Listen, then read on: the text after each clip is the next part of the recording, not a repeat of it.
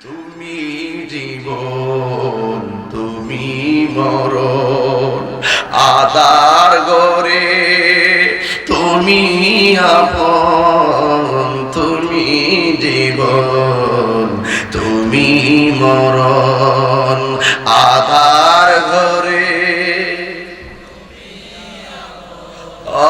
তুমি মোদের পারের তরি তুমি মোদের তুমি নিদানে তরানেওয়ালা ইয়া রাসূলুল্লাহ ইয়া হাবিবাল্লাহ। ফাহিম এইচডি মিডিয়া, আহলে সুন্নাত ওয়াল জামাতি, মুক্তির পথ।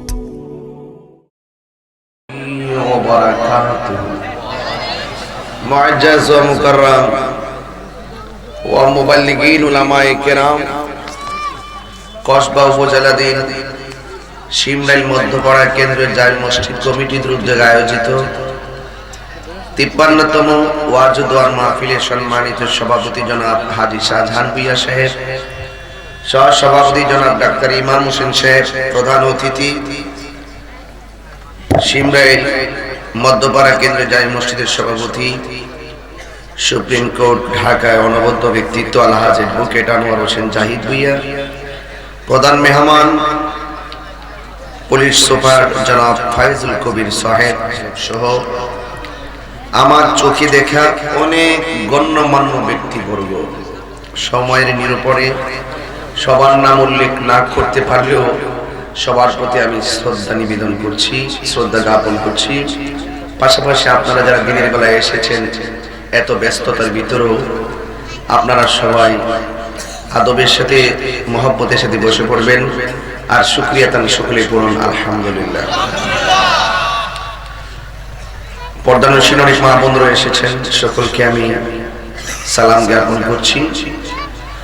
লাখ কোটি দরুদ ও সালাম ওই নবীর নূরানি কদম মুবারকে যিনি হায়াতুন নবী নূর নবী গায়েবের খবর দেনে ওয়ালা হুজুরপুর নূর সাল্লাল্লাহু আলাইহি ওয়াসাল্লামের উম্মত হিসাবে আল্লাহ পাক আমাদের সকলকে কবুল করেছেন, এই জন্য শুকরিয়া তান আবারও পড়ি আলহামদুলিল্লাহ। আমার বন্ধুরা, একদিন আমরা চলে যাব 53তম মাহফিলটা দেখা কসমগুলো শিহরিত হয়ে উঠেছে। ফুলের সৌরভ মানুষের গৌরব চিরদিন থাকে না, কেউ আজকে আছে কালকে সে আবার কবরে চলে যাবে। আমি তাহিরিও যে আসতে পারবো আমার কোনো গ্যারান্টি নাই। এমনও হতে পারে আজকে 53তম বার্ষিক মাহফিলটা কারো জীবনের জন্য শেষ মাহফিল হতে পারে কি পারে না। এই জন্য আমার বন্ধুরা, আমাকে বিষয় দেওয়া হয়েছে কবর কবর কবর। আপনারা এখন শিমরাইলের মানুষ জবানটা খুলে বলো, আমাদের আসল ঘরের নাম কি, বিল্ডিং না কবর? এই আওয়াজে মানি না, জবান খুলে বলুন বিল্ডিং না কবর? এই কবরটা কি আসল ঘর না নকল ঘর? এই জন্য কে কোন দিন মারা যাবে আমরা কেউ জানি না। অনেক মুরব্বীদের দাড়ি পেকে গেছে। যুবক, তুমি মনে করো না যে দাড়ি পেকে যাওয়ার কারণে মুরব্বী এখনই মারা যাবে। আবার তোমার দাড়ি ওঠে নাই, তুমি মনে করো না তোমার দাড়ি ওঠে নাই যেহেতু অনেক দিন তুমি বেঁচে থাকবে। না না না না, আল্লাহ কুরআনে বলেন ওয়ামা তাদরি নাফসুম বিআইনি আরদিন তামুত। তুমি তো জানো না কোন দিন কোন জায়গায় কোন সময় তোমার মরণ হবে। আপনারা জবান খুলে বলুন হায়াতের মালিক কে? এই জন্য বাবারা আমার, যেহেতু যেই কোনো মুহূর্তে আমাদের মরণ আসবে, অনেকে জিজ্ঞেস করি লোকটা মারা গেল কেমনে? হুজুর তার বুকের ব্যথা হঠাৎ করে মারা গেছে। অনেকে জিজ্ঞেস করি লোকটা মারা গেল কেমনে? হুজুর হঠাৎ করে অ্যাক্সিডেন্টে মারা গেছে। এই লোকটা মারা গেল কেমনে? হুজুর হার্টের রোগী হয়ে হঠাৎ করে মারা গেছে। আমি হঠাৎ শব্দটা মানতে রাজি না। এই হঠাৎ শব্দটা আমি 1 ইঞ্চিও মানি না, 1 সেকেন্ডের জন্য মানি না।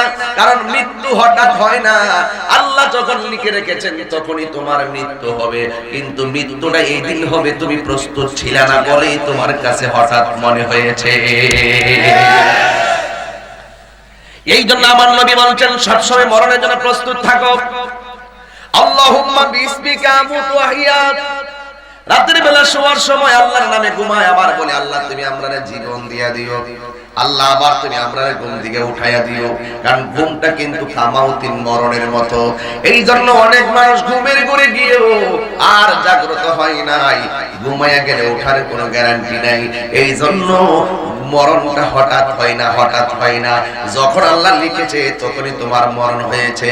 এই জন্যই তো আমার নবী বলেছেন কেউ যদি 20 বার মরণের কথা খেয়াল করে ওই দিন যদি তার মরণ হয়ে যায়, তাহলে তার মরণটা আমার আল্লাহ শহীদের খাতায় লিখে দিবে। মত কাসিন কুল্লু নাসিন শারিবুন কবর বাইতিন কুল্লু নাসিন দাখিলুন কবর বাইতিন কুল্লু নাসিন দাখিলুন। গুনেহগার হাম গুনেহগার হাম গুনেহগার তু গফফার তু গফফার তু গফফার। বুলবুলে বাগে মদিনা কুররতে আইনে রসুল ইয়ানি বিবি ফাতিমা খায়রুন নিসা কি ওয়াস্তে। মাকান চুশতি নামাজি পনসগানা ফাওয়াইলুল লিল মুসাল্লিন আল্লাযিনা। জোরে জোরে বলো আল্লাহু আকবার। হায়াতের মালিক কে? এই জবান খুলে বলো কে? এই জন্য মৃত্যু হঠাৎ হয় না, হায়াত যেই দিন তোমার আছে সেই দিনই পর্যন্ত থাকতে হবে। তোবা নামক গাছটি আছে, পাতায় পাতায় লেখা আছে মানুষের হায়াত। সেই পাতা জরিয়া পড়লে, সেই পাতা জরিয়া পড়লে মতের নিশানা। আজরাইলা শিলে কারো কফিয়ত চলবে না। আমি এমপি সাহেব 5 দিন পরে আসেন, চলবনি? আমি মন্ত্রী সাহেব 2 দিন পরে আসেন, চলবনি? আমি বড় অফিস সাহেব, আমার একটা বিল্ডিং করা বাকি আছে, চলবনি? সে যে নামে আজরাইল সঠিক সময় সিমরাইলের ঘরে হইব দাখিল। আল্লাহু আকবার। সে যে নামে আজরাইল সঠিক সময় তোমার ঘরে হইবে দাখিল। কত কাকুতি মিনতি করবা তুমি, কত কাকুতি মিনতি করবা তুমি, রেহাই পাবে না। আজরাইলা শিলে কারো কফিয়ত চলবে না রে মানুষ, কফিয়ত চলবে না। মরণেরই কথা মানুষ, মরণেরই কথা মানুষ স্মরণ করো না। আজরাইলা শিলে কারো কফিয়ত চলবে না রে মানুষ, কফিয়ত চলবে না। ঠিক কিনা? আজরাইল যখন আসবে গো, সিমরাইলের ঘরের ভিতরে আজরাইল ঢুকবে, তুমি আজরাইলকে বলবা আমার নামাজের কিছু বাকি আছে। আজরাইল বলবে সময় নাই। আমার কিছু রোজার বাকি আছে। আজরাইল বলবে সময় নাই। আমার হজের বাকি আছে। আজরাইল বলবে সময় নাই। আর তুমি যদি ইমানদার হয়ে যাও, তুমি বলবা আজরাইল তুমি এসেছো আমার রূহটা কবজ করতে, তাড়াতাড়ি রূহটা কবজ করে নাও। আমার মনিবের সঙ্গে দিদারের জন্য মনটা পাগল পাগল হয়ে রইছে। নারে তাকবীর, নারে রিসালাত, বীর মুফতি গাজী সাহেবের আগমন।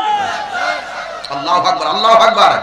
কাইফা তাকফুরুনা বিল্লাহি ওয়া কুনতুম আমওয়াতান ফাআহইয়াকুম সুম্মা ইউমীতুকুম يميتكم ثم يحييكم ثم إليه ترجعون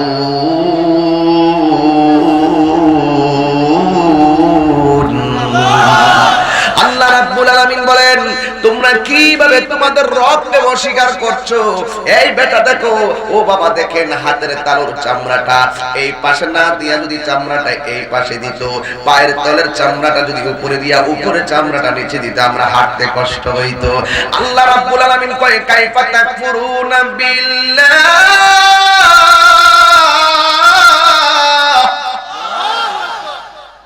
তেলাওয়াত করলে খারাপ লাগে? কোন এক সময় আমি যখন শান গাইতাম পোলাপান পাগল হয়ে দিত, আর এখন যখন তেলাওয়াত করি পোলাপান পাগল হয়ে যায়। তার মানে সুন্নিরা দিনেও আশিকে রাসূল, রাতেও আশিকে রাসূল। কথাটা ঠিক না বেঠিক? তেলাওয়াতটা যখন করব নিয়ত করবেন যে আল্লাহ তোমাকে ডাক দিতেছি, আমাকে ছেড়ে আমার বাবা আমার মা দাদা দাদি নানা নানি চলে গেছে, তোমার মহব্বতে ডাক দিতেছি, তুমি তাদের কবরটারে জান্নাত বানায় দাও।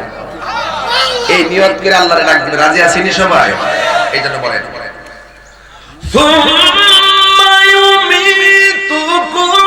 ثم يحييكم ثم إليه ترجعون।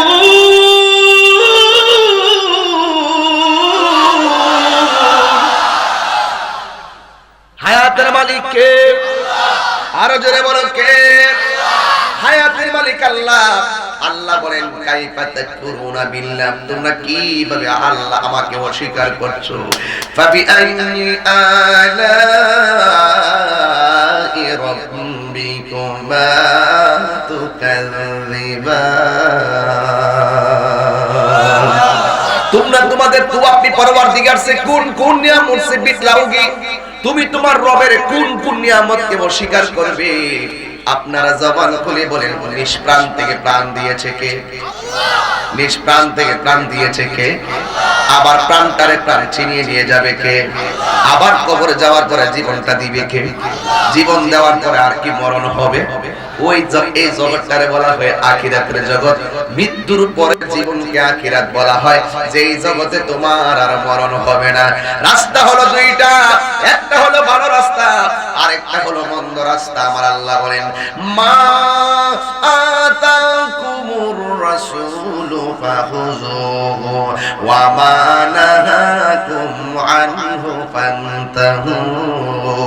আল্লাহর পক্ষ থেকে আমার নবী যা কিছু তোমাদের জন্য কল্যাণকর নিয়ে এসেছেন তা আমরা গ্রহণ করব, আর যা থেকে নিষেধ করেছেন তা থেকে আমরা দূরে থাকব। আপনারা সবাই বলেন আমার নবী কি নামাজের পক্ষে না বিপক্ষে? আরো জোরে বলেন আমার নবী যে নামাজের পক্ষে। আল্লাহর ঘর মসজিদটা বানাইলাম, আল্লাহর ঘর মসজিদটা কিন্তু এখানে এমনি হয় নাই, অনেক বড় ঘটনা আছে, একটু হালকা ইশারা দিয়ে দেই। আল্লাহর ঘর মসজিদটা যে হইছে এমনি হয় নাই। ওই যখন খানায় কাবা জান্নাতের পাথর দিয়ে বানাইছে, খানায় কাবার পাথরগুলো দিয়ে কাবা বানানোর পরে আবার কিছু কিছু কংক্রিট গুলো নিচের মধ্যে পড়ে আছে। ওই জান্নাতি পাথরের কণাগুলো যেমন আমরা বিল্ডিং বানাইলে কিছু কণা নিচের মধ্যে রাবিশ হিসাবে পড়ে থাকে, ঠিক এমন ভাবে কিছু কণা মাটির মধ্যে পড়ে আছে। ওই কংক্রিট গুলো আমার আল্লাহর ডাক দিয়ে কি আল্লাহ জান্নাতীকে আইছিলাম তোমার ঘরের মধ্যে লাগবো, কিন্তু আমাদের নসিব খারাপ, আমরা তোমার ঘরে লাগতে পারলাম না। আল্লাহ ডাক দিয়ে বলে জিবরাইল ওই কাবা ঘরের চত্বরে যাও, কাবা ঘরের চত্বরে যাইয়া ওই কোনা কোনা পাথরের কণাগুলো হাতের মধ্যে নিয়া একটা উঁচু পাহাড়ের মধ্যে তুমি দাঁড়ায়া যাও। জিবরাইল আলাইহিস সালাম পাথরের কণাগুলো নিয়ে উপরে দাঁড়ায় গেছে। আল্লাহ ডাক দিয়ে কই জিবরাইল এই পাথরের কণাগুলো উপরে ডিল মারো। পাথরের কণাগুলো উপরে ডিল মারছে। আল্লাহর কাছে জিবরাইল কই আল্লাহ গো আমি পাথরের কণা উপরে দিলাম, পাথরের কণাগুলো দিয়ে আর নিচে আসে নাই। যেই মাত্র আল্লাহকে বলল আল্লাহ পাথরের কণা উপরে দিলাম, নিয়ম তো হলো পাথরের কণা আবার আমার কাছে ফিরে আসবে। এই পাথরের কণাগুলো তুমি কোথায় নিয়ে ফেলে দিয়েছো? আল্লাহ ডাক দিয়ে কয় জিবরাইল এই পাথরের কণাগুলো আমি পৃথিবীর দিক দিগন্তে ছড়াইয়া ছিটাইয়া ফেলাইয়া দিছি। যেই জায়গায় গিয়া এই ক্ষুদ্র কণাগুলো গিয়ে পড়েছে ওই জায়গার ভিতরে কিয়ামতের আগে হলেও আমি আল্লাহর নামে একটা মসজিদ তৈরি হবে। আল্লাহু আকবার। এই যে মসজিদটা তো আল্লাহ পাকের খোদাই পাথর দিয়ে রেজিস্ট্রেশন করা, জোরে করে মারহাবা। আর না হইলে তুমি টাকা দিলা আমি তিনতলা বাড়ি করলাম, আমার বাড়ি বলতেছি, আপনি ঢাকা বাড়ি করলেন, আপনার বাড়ি বলতেছেন, কিন্তু এই মসজিদটা আল্লাহর ঘর বলতে হয় কেন? টাকা দিলেন আপনি, সিমেন্ট দিলেন আপনি, রড দিলেন আপনি, টাকা দিলেন আপনি, মজুরি দিলেন আপনি, হওয়ার পরেও মসজিদটা কেন আল্লাহর ঘর? ওই হাকিকতের কারণে এই মসজিদ আমার আল্লাহর ঘর। আরো বেশ আলোচনা গেলাম না, কিন্তু কথা হলো একটাই, সব পরে থাকবে। আল্লাহ বলেন কাইফা তাকফুরুনা বিল্লাহ, তোমরা কিভাবে আল্লাহকে অস্বীকার করবা? রাস্তা হলো দুইটা, একটা হলো ভালো রাস্তা আর একটা হলো মন্দ রাস্তা। আমরা কি ভালো রাস্তায় চলবো না মন্দ রাস্তায় চলবো? এই জন্য যুবক ভাইয়ের আমার নবী হলো নামাজের পক্ষে, আমার নবী সুদের বিপক্ষে, আমার নবী নামাজের পক্ষে, আমার নবী অন্যায়ের বিপক্ষে। এই জন্য যুবক, আল্লাহকে অস্বীকার করা যাবে না। যদি আল্লাহকে অস্বীকার করি, আপনারা সিমরাইলের মানুষ জবান খুলে বলেন, আমার আল্লাহর ধরা কি নরম না শক্ত? ইন্না বাউতুশা রাব্বিকা লাশাদীদ, নিশ্চয়ই আল্লাহর ধরা অনেক শক্ত। আল্লাহ যারে ধরে আল্লাহ ছাড় দেয় কিন্তু ছেড়ে দেয় না, আল্লাহ ছাড় দেয় কিন্তু ছেড়ে দেয় না। এখন বলবেন তাহিরি হুজুর, আল্লাহ ছাড় দেয় মানে ছেড়ে দেয় না, বিষয়টা বুঝলাম না। তাইলে আমি সংক্ষেপে বোঝাইয়া দিয়া যায়, কেউ যদি ফ্যাক্টরির মধ্যে চাকরি করে 10 দিন যদি ডিউটি না করে, ওই মালিকে তার 10 দিনের বেতনটা কাইটা দেয়। কথা কোন ঠিক কিনা? কেউ যদি 30 দিনের ভিতরে 20 দিন না যায়, জানা যায় আমারে ফুল মাসে বেতন দেন, মালিক তার বেতন দেয় না, ক্ষমতার বলে বেতনটা কাইটা দেয়। কিন্তু মনে রেখো, আল্লাহ রাব্বুল আলামিন 5 ওয়াক্ত নামাজ ফরজ কইরা আমাদের জন্য একটা হাজিরা লাগাইয়া দিয়েছে। আল্লাহ হইল খালেক আর আমরা হইলাম বান্দা, আল্লাহ হইল মুনিব, আমরা হইলাম বান্দা। আল্লাহ আমাদের স্রষ্টা, আমরা আল্লাহর সৃষ্টি। কিন্তু আল্লাহ বলেছেন, আমি তোমাদেরকে বানাইছি, কিন্তু 5টা ওয়াক্ত নামাজ আমি দিয়া দিলাম, তোমরা ওই নামাজের টাইমে শুধুমাত্র আয়েশা কপালটারে জমিনে লাগাইয়া বুঝাইয়া দিবা, তোমরা আমার বান্দা, আমি তোমাদের খালেক। আল্লাহ 5টার সময় হাজিরা দিয়া দিবেন। এই 5টার সময় হাজিরা দেওয়ার পর মসজিদের মধ্যে আযান হয়, আর যুবক পোলাপান দোকানের সামনে ওই আঙ্গুল দিয়া ক্যারাম বোর্ড খেলে আসে না নাই? যেই আঙ্গুল নামাজের ভিতরে আশহাদু আল্লাহ বলবে, যেই আঙ্গুল আযানের ভিতরে ওই মুয়াজ্জিন এইভাবে ঢোকাইয়া দিয়া কয় হাইয়া আলাস সালাহ,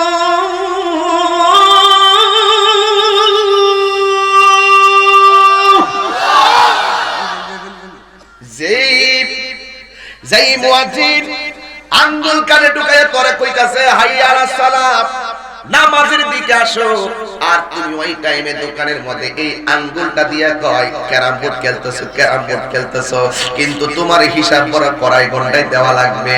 তুমি নামাজটা না পড়া, হাজিরাটা না দিয়া একদিন নামাজ পড়ো নাই, হাজিরাটা না দিয়া 1 সপ্তাহ নামাজ পড়ো নাই, হাজিরা না দিয়া 10 দিন নামাজ পড়ো নাই। কিন্তু মনে রেখো, দুনিয়ার মালিক তোমার 10 দিনে হাজিরা না দিলে বেতন কাটটা দে। আমার আল্লাহ যদি ধরে তোমারে 10 দিন হাজিরা না দেওয়ার কারণে গলার মধ্যে একটা কাটা লাগাইয়া দিতে পারে, গলার মধ্যে কাটা লাগাইয়া তোমার রিজিকের দরজাটা বন্ধ করে দিতে পারে। কথা বলেন ঠিক কিনা? এই দুনিয়ায় তোমার সার দিয়েছে, কি দিয়েছে? তুমি চলতেছো, ফিরতেছো, খাইতেছো, ঘুমাইতেছো। আরে বেটা, আমি তো চলতেছি, ফিরতেছি, চোখ দিয়ে দেখতেছি। আল্লাহ ইচ্ছা করলে আমার আল্লাহর নামাজের হাজিরা দেওয়ার না কারণে আল্লাহ আমাদের প্রতি রাগ হয়ে আমাদের চোখটারে অন্ধ বানাই দিতেছে। আল্লাহ আমারে আমি হাজিরা না দেওয়ার পরেও আল্লাহ আমারে খাওয়াই, আল্লাহ আমারে ঘুম পাড়াই, আল্লাহ আমারে যেমনে খুশি তেমনে চলতে দেয়। কিন্তু হাসরের ময়দান যেদিন কায়েম হয়ে যাবে গো, ওই মুহূর্তে আল্লাহ বলে দাঁড়ায়া যাইবা। আল্লাহ বলবেন লিমানিল মুলকুল ইয়াউম, আজকে রাজত্ব কার? এ বন্ধু রে, ও বন্ধু, ও সিমরাইলের বাবারা, আল্লাহ ছাড় দেয় কিন্তু ছেড়ে দেয় না। দুনিয়াতে নামাজ না পড়া আড্ডা করছো, পরীক্ষা গয়ে নামাজ পড়ছো, পাশ করে ফেললে কক্সবাজার চলে গেছো, নামাজের কোনো খবর নাই। ছাড় দিছি তুমি যেমনে মন সেমনি ঘুরছো, কাগজে কাটকার গুড়ি বানা কার উড়াতা গায় আসমান মে, গুড়ি বেচারা क्या करेगा रशी मौला की हाथ में। বালক বাজার থেকে গুড্ডির কাগজ কিনাই না, ওই বেলুনের মধ্যে সুতা ফেসাইয়া গুড্ডির গুড্ডিটারে আকাশে উড়াইয়া দিছে। ওই গুড্ডিটা বাতাসের তালে তালে ডানে যায়, বাতাসের তালে তালে বামে যায়। আবার বালক যখন গুড়িটারে টান দেয়, গুড়িটা আবার বালকের কাছে চলে আসে। আল্লাহ তোর দুনিয়াতে গুড্ডির মতন উড়াইয়া দিছে, তোরে গুড়ির মতন ছাইরা দিছে, আমারে গুড়ির মতন ছাইরা দিছে, আপনারে গুড়ির মতন ছাইরা দিয়েছে। তোমার যেমনে মন চায় এমনে চলো, সুদ খাইলে গুনাহ হবে এটা বোঝার জন্য আল্লাহ বিবেক দিয়েছে। আবার নামাজ পড়লে ভালো হবে এটা বোঝার জন্য আল্লাহ বিবেক দিয়েছে।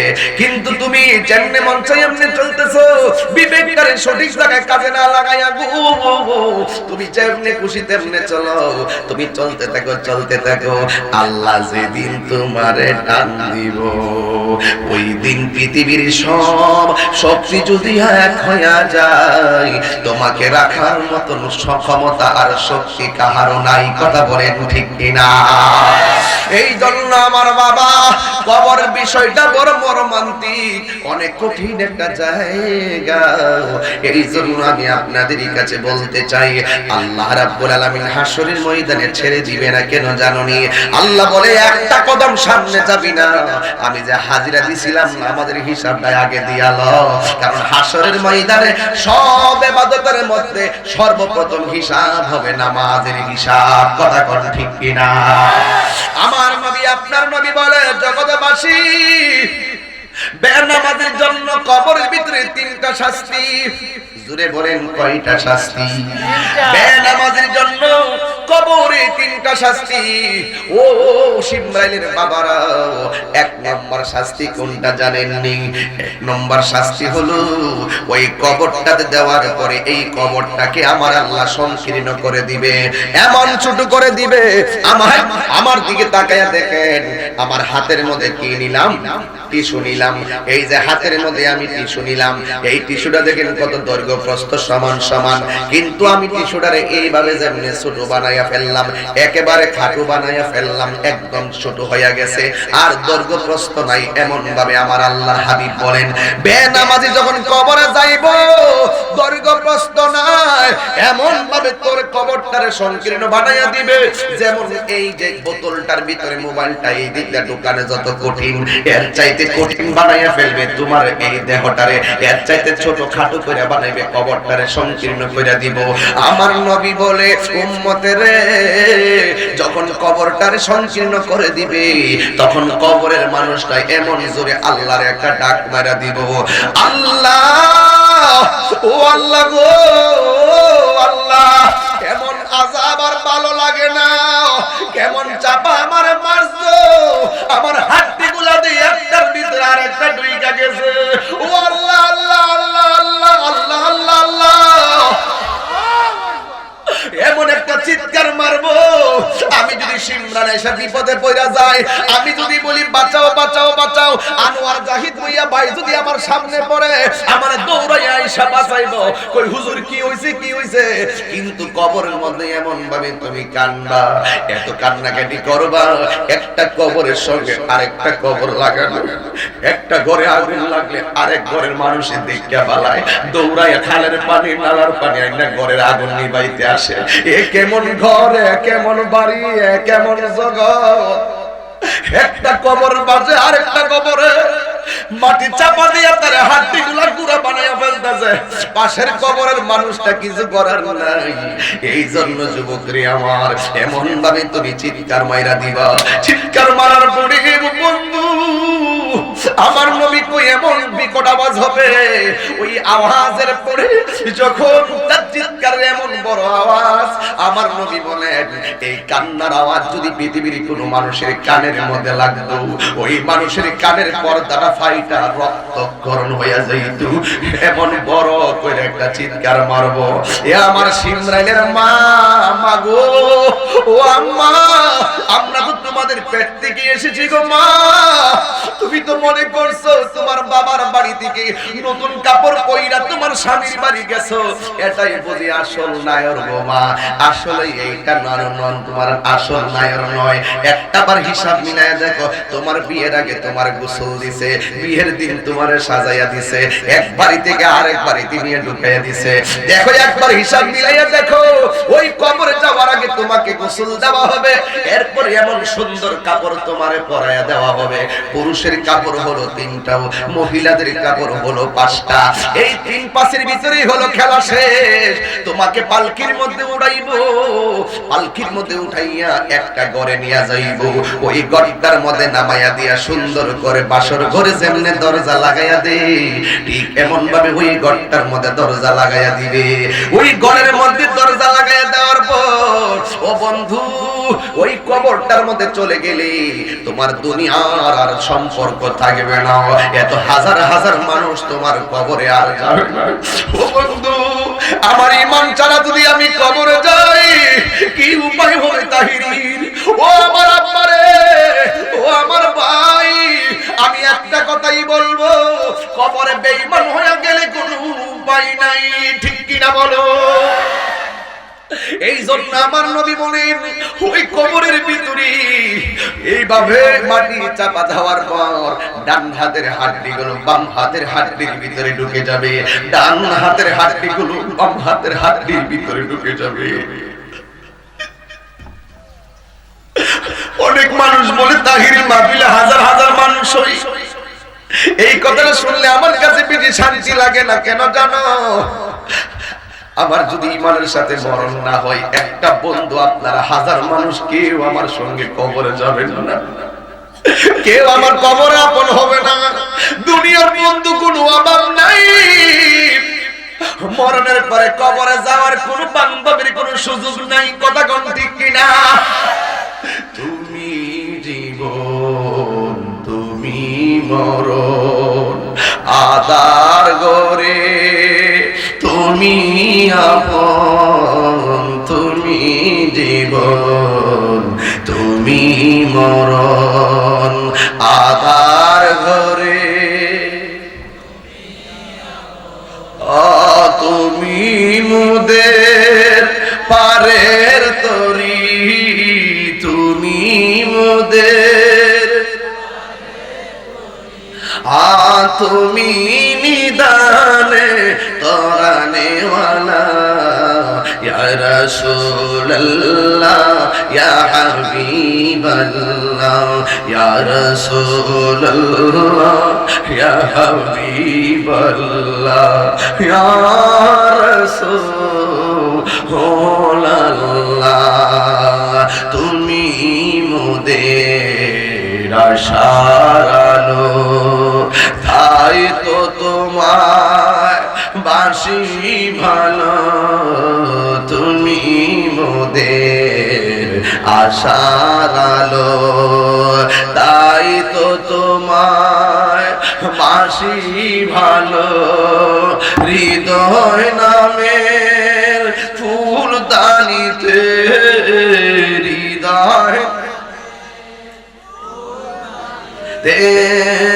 গেতে রেখেছি প্রেমের মালা, ইয়া রাসূলুল্লাহ ইয়া হাবিবাল্লাহ, ইয়া রাসূলুল্লাহ ইয়া হাবিবাল্লাহ, ইয়া রাসূলুল্লাহ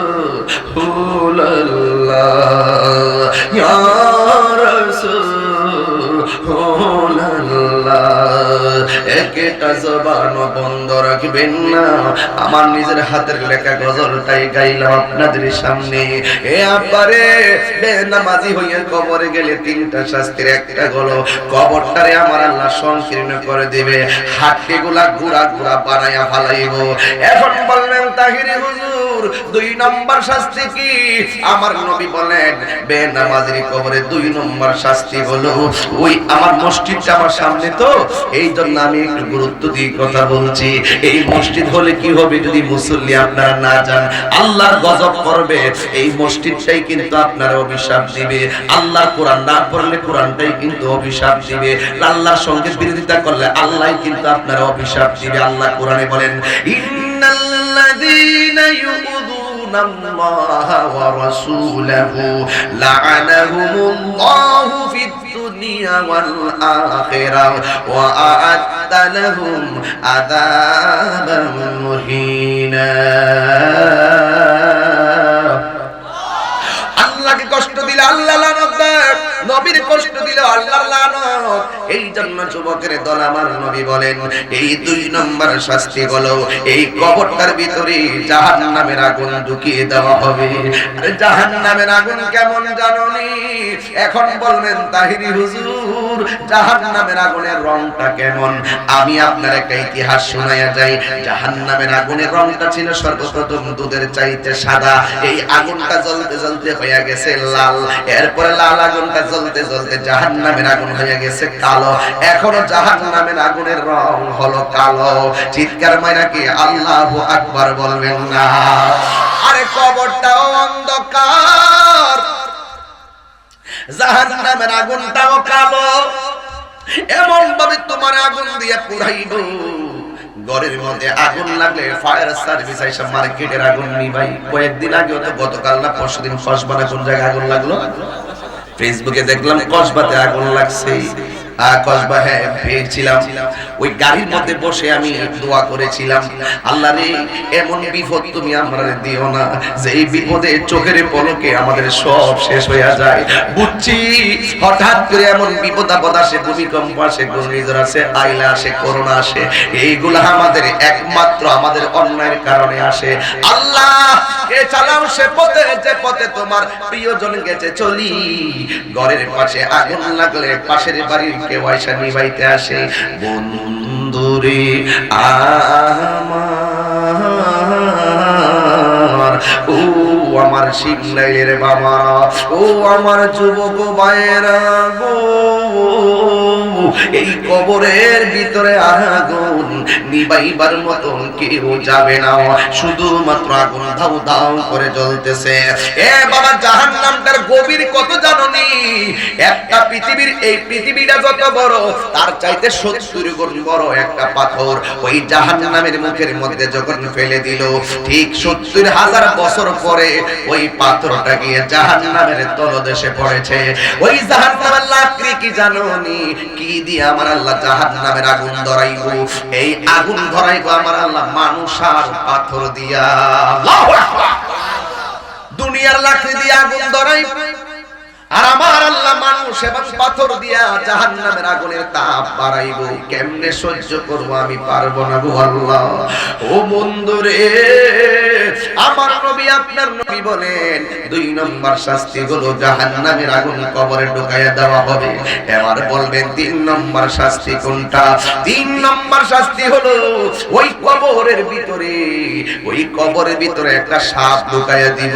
এই সাপের মুখের মধ্যে দাঁত থাকবে, লোহার দাঁত। এই দাঁতগুলো হবে 70 গজ লম্বা। ওই মাথার মধ্যে মহিলার চুলের মতন চুল থাকবে। ওই সাপের বডির মধ্যে এমন দুর্গন্ধ থাকবে, এই দুর্গন্ধ যদি কোনো মানুষের নাকে একটা সেকেন্ডের জন্য লাগতো, ওই মানুষটা কলেরা হইয়া মারা যাইতো। ওই সাপটার দৈর্ঘ্য কত হবে জানোনি? ওই সাপটার দৈর্ঘ্য হবে 450 কিলোমিটার। ওই কবরের ভিতরে ঢুকে যাবে। আরে বাবা, কবরের মধ্যে সাপটা ঢুইকা লাল লাল চোখ কইরা তোমার কপালে আঘাত করবে না, তোমার নাভির মধ্যে দংশন কইরা 70 গজ মাটির নিচে নিয়ে তোমারে ঢুকাইয়া দিবে। এই জন্য আমার যুবক ভাইরা এখনো সময় আছে, আপনারা মসজিদ মুখী হইয়া যান, নাইলে কবরের আযাব থেকে বাঁচতে পারবেন না। কবর আযাব কেমন জানো? দুনিয়াতে ফাঁকি ঝুঁকি করবা, পুঙ্খানু হিসাব নেওয়া হবে কবরে। একটা লোকের কবরস্থানে দাফন করা হবে। এই কবরটারে সুন্দর করে কোরা হলো, কিন্তু যেখানে কোরা হলো ওই কবরের মধ্যে যখন লাশ, কবরটা কোরার সাথে সাথে দেখা গেল ওই কবরের মধ্যে সাপ দেখা যায়। এরপর এলাকার মানুষ বলা বলি করে গো, এই লোকটা নামাজি ছিল, এই লোকটা রোজাদার ছিল, এই লোকটা ভালো ছিল, কিন্তু লোকটার কবর কোরার পরে কবরে কেন সাপ দেখা যায়? মানুষ বড় টেনশনে পড়ে গেছে। যেই মাত্র টেনশনে পড়া গেছে গো, ওই মুহূর্তে আমার নবী, আপনার নবী রাহমাতুল লিল আলামিন তো বলেছেন কবরের আযাবটা বড় ডেঞ্জারাস। ঠিক এইভাবে প্রথম কবরের মধ্যে আগুন সাপ। এরপরে কবরটা পাল্টাইছে, পাল্টায় আরেকটা কবর বানাইছে, আরেকটা কবর বানায়া যখন শেষ করতে দেরি, আর সাপটা আবার বের হইতে দেরি হয় নাই। মানুষের ভিতরে একটা টেনশনে পড়ে গেছে, কি ব্যাপার কি ব্যাপার, এত সুন্দর নামাজি, এমন রোজা রাখতো, এমন একটা পরহেজগার মানুষ, কবরের মধ্যে কেন বারবার সাপ দেখা যায়? বন্ধুরে ও আমার শিমরাইলের বাবা, ও আমার যমুনার বন্ধুরা, ও কুটি এলাকার মেহারি এলাকার বাবারা, দেখো কবর বড় ভয়ঙ্কর। দুইবার কবর করছে, কবরের মধ্যে সাপ দেখলো, এরপরে তিনবার করলো, কুরার পরেও কবরের মধ্যে সাপ। ও বন্ধুরে আমার, ওই গতকাল দেখলাম বীর মুক্তিযোদ্ধা একজন কবর বিজয়নগরে তারে কবর দিছিল। গতকাল দেখলাম একটা নিউজ এসে, থানা পুলিশ প্রশাসন জানে, মুক্তিযোদ্ধার কবর থেকে লাশ কে জানে তুলে নিয়ে গেছে, কোথায় জানে নিচে কেউ পায় না, কবরটা খালি পড়ে আছে। এই কবর এমন একটা জায়গা, দুনিয়ার মানুষ দেখে আসছে, তারে কবর দিয়ে আসছে, আবার কবর পুরার পরে 3 দিন পরও কিন্তু দেখবেন তার লাশটা সেম এইভাবে পড়ে আছে। এইভাবে পড়ে থাকলেও আর আযাব কিন্তু বন্ধ নাই। দুনিয়ার চোখ যাহা বুঝার ক্ষমতা নাই, আমার আল্লাহ এর চাইতে অপরূপ ভাবে আমার আল্লাহ সব সাজায় রাখছে। কথা কোন ঠিক কিনা? কোনো বুঝার ক্ষমতা নাই, গরের সঙ্গে কবর, আযাব হইতেছে, বুঝার ক্ষমতা নাই। কিন্তু এই লোকটা নামাজ পড়তো, রোজা রাখতো, হজ করতো, যাকাত দিছে, কিন্তু লোকটা 3 বার কবর করছে। কবর দেওয়ার আগে সাপ। আপনার আব্বা যদি মারা যায়, আর মারা যাওয়ার পরে যদি কবর করা হয়, ওই কবরের মধ্যে সাপ দেখলে আপনার আব্বারে দাফন করবেন নি? কথা কোনটা গেলে সাপ দেখলে কি করবেন? কবরের ভিতরে বন্যার পানি ঢুকে গেছে, হাজার চেষ্টা করবেন পানিটা হিচ্ছা হইলে সুন্দর করে কবরটা বানায় কবর দেওয়ার জন্য। কথা কোন ঠিক কিনা? এরপরে কবরে সাপ কয়বার? 3 বার কবর করলো, কবরের মধ্যে শুধুমাত্র সাপ। এবার আল্লাহর বন্ধুর কাছে এই বিষয়টা জানাইতে তারা দৌড়াইয়া গেল, যাইয়া ডাক দিয়া কই, আল্লাহর হাবিবি গো, এই লোকটা এত ভালো, এই লোকটারে আমি 3 বার কবর করলাম, 3 বার দেখলাম কবরের মধ্যে সাপ দেখা যায়, তার কারণটা কি? আল্লাহর বন্ধু বলে দিছে, এ সমাজের মানুষ, এখন লাস্ট বারের মতন কবর করবা, সাপ দেখলো সাপ সহকারে তারে দাফন করবা, না থাকলেও তারে দাফন করবা। এই কথা বইলা তারা কবরটা করলো। মাশাআল্লাহ, কবরটা করার পরে কোনো সাপ নাই। আবার কবরটা করা শেষ হইয়া গেল, এই দিক দিয়ে জানাজা হইয়া গেল, কবরে কোনো সাপ নাই। ওই লাশটারে কবরের পারে নিচে গো, যাওয়ার পরেও কোনো সাপ নাই।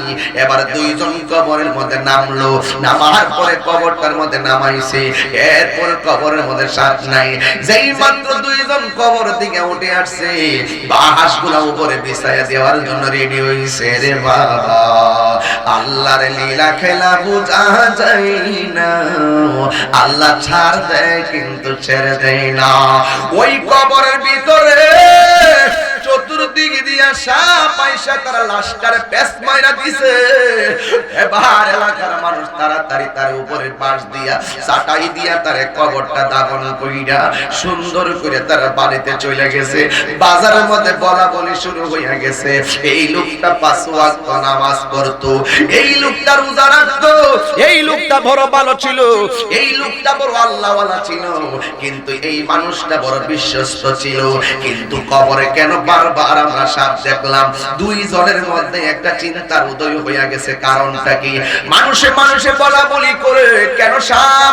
এরপরে একজন ডাক দিয়া কয়, আমরা তো দেখেছি লোকটা নামাজ পড়তো, আমরা দেখেছি লোকটা রোজা রাখতো, কিন্তু আমরা হয়তো বাহির থেকে দেখছি লোকটা ভালো, কিন্তু তার পরিবারের কাছে জিজ্ঞাসা করার দরকার, তার মধ্যে এমন কোন দোষ আসেনি যেই কারণে তার কবরের মধ্যে দেওয়ার আগে সাপ আইসা গেছে। এবার এলাকার মানুষ মানুষ কই ঠিক আছে। ওই স্ত্রীর কাছে যখন গেল, স্ত্রীর কাছে দায়া ডাক দিয়া কই, তুমি তো তোমার স্বামীর সঙ্গে ঘর সংসার করেছো, তোমার স্বামীর কবরে নামাইবার আগে সাপ দেখলাম, তোমার স্বামীর এমন কোন কাজ আসেনি যেই কাজটা আমরা জানি না তুমি জানো, যে এই কাজের কারণে তোমার স্বামীর কবরের মধ্যে সাপ আসতে পারে। স্ত্রীটার সাথে সাথে চোখের পানি ছেড়ে দিছে, ডাক দিয়া কয়, মুরব্বিরা গো, মুরব্বিরা, আমার আপনারা বাইরে থেকে দেখেছেন আমার স্বামী খুব ভালো মানুষ, আমার স্বামী বড় ভালো মানুষ, কিন্তু আমার স্বামীর ব্যবসা বাণিজ্য করতো, নামাজ পড়তো ভালো, রোজা রাখতো ভালো, হজ করতো ভালো, যাকাত দিত ভালো, কিন্তু আমার স্বামীর এমন একটা বদ অভ্যাস ছিল, এই অভ্যাসের কথাটা বাহিরের কেউ জানে না, হয়তো বা এই কারণে আমার স্বামীর প্রতি আল্লাহ বেজার হয়ে গেছে। চিৎকার মাইরা কি আল্লাহু আকবার বলবেন না? হায়রে আমার বাবারা, এলাকার মানুষকে এই তো পেয়ে গেছি, কি করতো তোমার স্বামী, যারে কবর দেওয়ার পরে সাপ পেশ পাইরা দিছে। স্ত্রী ডাক দিয়া বলে, জগৎবাসীরা, আমার স্বামী ব্যবসায়ী ছিল, এক নম্বর ব্যবসায়ী, ব্যবসায়ী বড় লাভ, টাকার কোনো অভাব নাই, কিন্তু আমার স্বামীর একটা বদ অভ্যাস ছিল, আমার স্বামী মাঝে মাঝে খেজুরের ব্যবসা করত, আমার স্বামী মাঝে মাঝে গমের ব্যবসা করত, জবের ব্যবসা করত, ওজন দিয়া দিয়া মাল বিক্রি করত, ওই মাল বিক্রি করার সময় ওই ওজনের মালের সঙ্গে পাথরের কণা মিশাইয়া মিশাইয়া আমার স্বামী ওজন বাড়াইতো। আমার মনে হয় এই কারণে আমার আল্লাহ বেজার হয়ে গেছে, আমার স্বামী পাবলিকরে ঠকাইছে, আমার আল্লাহ কবরে তার নিয়ামত থেকে ঠকাইয়া দিছে। এটাই হতে পারে আমার স্বামীর শাস্তির অন্যতম কারণ। এই আমার বাবারা, ও বন্ধুরে, এলাকার মানুষকে আর কোনো কথা নাই, এটাই হলো আসল শাস্তির মূল কারণ। এখন এই ওয়াজ থেকে আমি আপনাদেরকে বিদায় বেলায় কি বুঝাইতে চাই, একটা কথাই শুধু বুঝাইতে চাই, ও যুবক, ব্যবসা করো ভালো কথা, আমার আল্লাহ কোরআনে বলেছেন, আহাল্লাহুল বাই'a ওয়া হারামাত রিবা। আল্লাহ রাব্বুল আলামিন ব্যবসাকে হালাল করেছেন, সুদকে আমার আল্লাহ হারাম করে দিয়েছেন।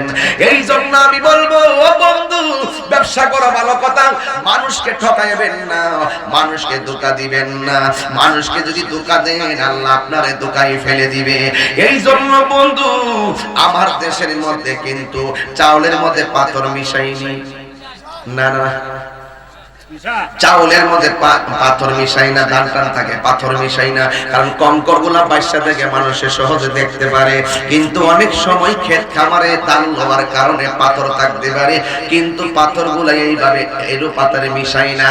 কিন্তু একটা সমস্যা আমার দেশে আছে, এটা কিন্তু আপনারা আসলে সবাই কন না।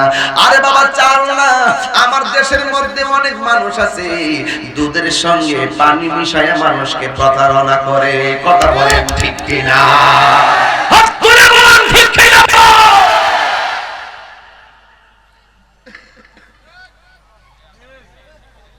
চার কেজি পানির সঙ্গে আধা কেজি পানি মিশায়। আপনি বলবেন যে হুজুর আমি দেখছি না, আমরা কি দেখছি? আপনি দেখেন নাই, কিন্তু আমাদের চরিত্রটা এমনই, যতই বলেন দেখি নাই, হিসাব মিলিয়ে দেখেন আমরা বলার সময় অনেক কিছুই বলি, গোপনে অনেক কাজই করি। যদি না দেখেন, আপনি দেখছেন কিন্তু আপনি বুঝেন না কোনটা। আপেল কিনছেন জীবনে, এই কারা কইছে আমরা দেখছি না, বাজার কইছে না, অসুবিধা আমি ওনারা বুঝাই দেই, তাহিরি বুঝাইবার লাগে তো সমস্যা নাই। জীবনে আপেল কিনছেন নি, আপেল কিনছেন নি, কথা কথা নাকি এটা কিনছেন না? আপেল কিনছেন নি, আপেলটা মাপ দেওয়ার আগে প্যাকেটটা মাপ দিয়ে লই, দেখবেন তলা দিয়া অত বড় কার্টুনের সুন্দর লাগাই রাখছে নিচেটা। আরে এটা তো এটা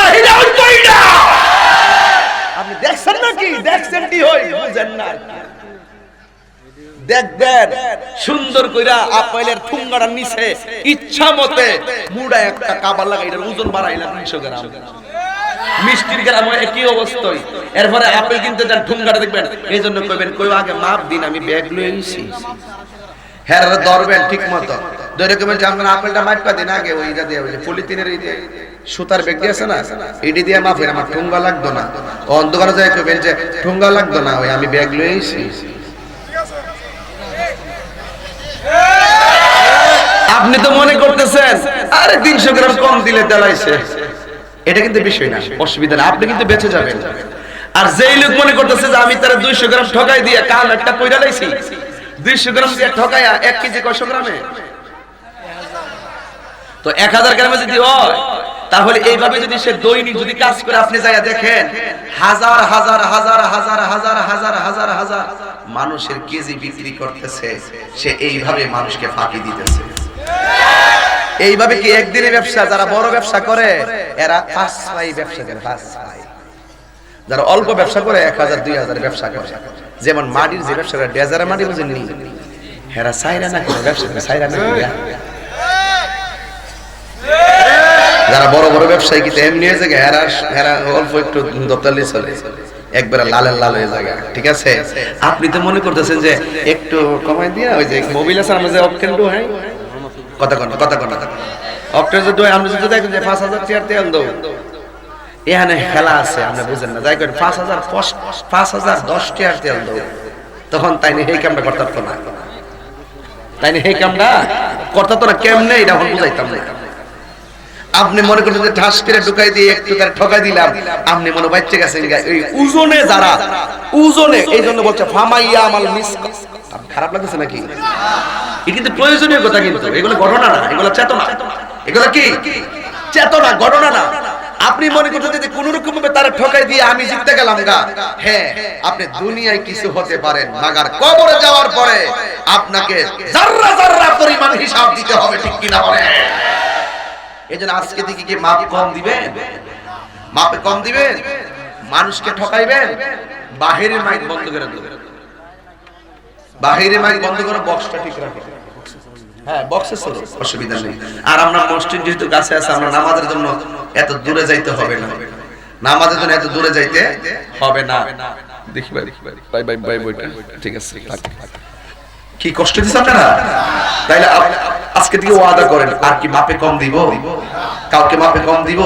আচ্ছা মাপে কম দিলে আমি দুনিয়ার কিছু খাইয়া যাইয়া চলতে চলতে, আজকে আপনি হারাম টেহা জমায়ে গেছেন ব্যাংকে, আপনি যখন মরে গেছেন এই টাকার ভাগ কি আপনি কবর নিতে পারবেন নাকি আপনি পোলাপান নিবেন? সারা জীবন হারাম টেহা লইয়া লইয়া জমাইছেন এতগুলা, কিন্তু মইরা গেলে এই জন্য আপনি কবরে জোতার বাড়ি খাইবেন, আর আপনার পোলা এই টাকা ব্যাংকে থেকে 3 লাইন না অ্যাপাচি হাং পালসার R15 লে মস্তানি করবো, হ্যাঁ করবো টালটো পাল্টো দুনিয়া, আর আপনি কবরের বাড়ি খাইবেন, আপনি জোতার বাড়ি খাইবেন কবরের ভিতরে। এই জন্য আপনি কাল লাগে জমাই যাইবেন, যতটুকু হইলে আপনার চলে ততটুকু আপনি অর্জন করেন, আল্লাহ এটার মধ্যে বরকত দিবে। কথা কোন ঠিক কিনা? এই জন্য যুবক ভাইরা আমার অনুরোধ করব, জীবনে আমরা হারাম খাবো, নামাজ ছাড়বো না, কারণ নামাজ যদি আপনি ছেড়ে দেন হাসরের মাঠে সর্বপ্রথম হিসাব করা হবে নামাজের। এখানে অনেক যুবকরা তোমরা আসছো, তোমরা দেখছো হয়তো বা অনেক লোকে আমার বলছে হুজুর আমার আব্বা নাই, আমার আব্বা নাই, কিছু টাকা দিন না।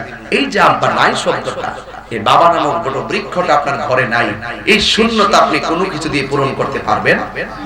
আপনার মা নাই, এই মমতার চাদর আপনার গায়ে যত জ্যাকেট লাগান আর কম্বল লাগান, মায়ের মা নামক একটি রুহানি মমতার চাদরের মতো শান্তি পাবেন না।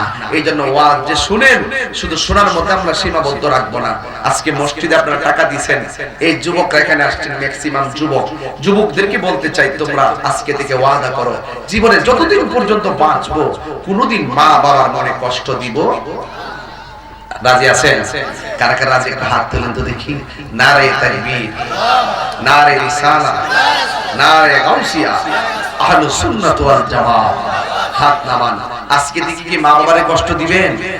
আর আমার কিশোরদেরকে বলি, এই কয়েকদিন আগে পত্রিকায় দেখলাম কিশোর গ্যাং নামে একটা পার্টি আছে, এরা 4-5টা ছেলে একসাথে চলাফেরা করে, সমাজের যে কোনো কাজগুলো তারা করে ফেলে। এই কাজগুলো কিন্তু তারা করে না, তাদেরকে করাই, তাদের অভ্যন্তরে কিছু গডফাদার আছে। এই জন্য কিশোরদেরকে বলবো, তোমরা এখন নিজেকে প্রস্তুত করার উপযুক্ত সময়। তোমরা কখনো বন্ধু বান্ধবের পাল্লায় পড়ে অসামাজিক কাজে জড়াইয়া পড়বে না, নেশা থেকে দূরে থাকবে, বাবা ইয়াবা থেকে দূরে থাকবে। আল্লাহ আমাদের সকলকে বুঝার তৌফিক দান করুন, বলুন আমিন। সুন্নিয়াতের প্রচারের স্বার্থে ভিডিওটি লাইক, কমেন্ট ও বেশি বেশি শেয়ার করুন। আমাদের সাথেই থাকুন।